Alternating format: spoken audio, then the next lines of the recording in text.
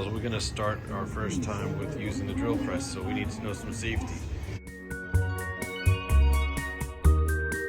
First thing with safety is we need to know how to turn it on and off. It sounds silly, but we have our start button, which is protected so you can't accidentally lean on it to turn it on. And then we have a stop button, which you can hit in emergency.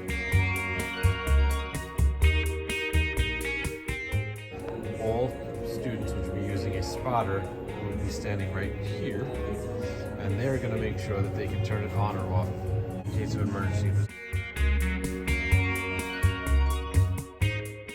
When it comes time to clear the dust and debris off the table, do not use your hands. We don't want anybody get splinters. So you're going to take this, and most of the debris should be on here. You're going to turn it over, tap it, and then you're going to slide it back under.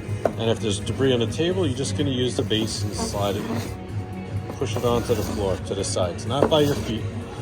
And that should get everything ready.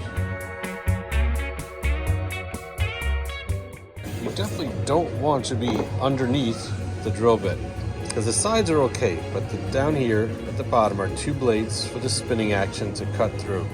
So we're getting, see that the spiral, and then the very sharp points. So you don't want to be operating while it's running under it. It's the only time you can hurt yourself. Everything else will just give you a minor rash burn thing, and you'll be good. Okay, so also the thing we want to do is, if we ever use this and our drill bit right here happens to stop spinning or squeaks while you're trying to drill, you're going to power the machine down, and then you're going to work your way over and use a hand chuck. This chuck holds this bit in really tight. So you snug this up and you use two hands. One will tighten up here and one down here, and you tighten it up, and that'll make sure the drill bit stays nice and tight. Another thing you need to know about is this drill bit.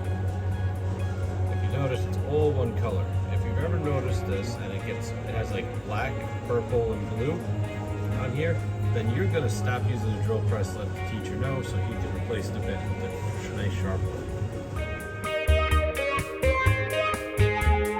To do this, we're going to put it in these slots so we don't have to clamp it down, and we can move it around freely with the drill press so that it drills straight through and good vertical holes right through, so they'll all be the same.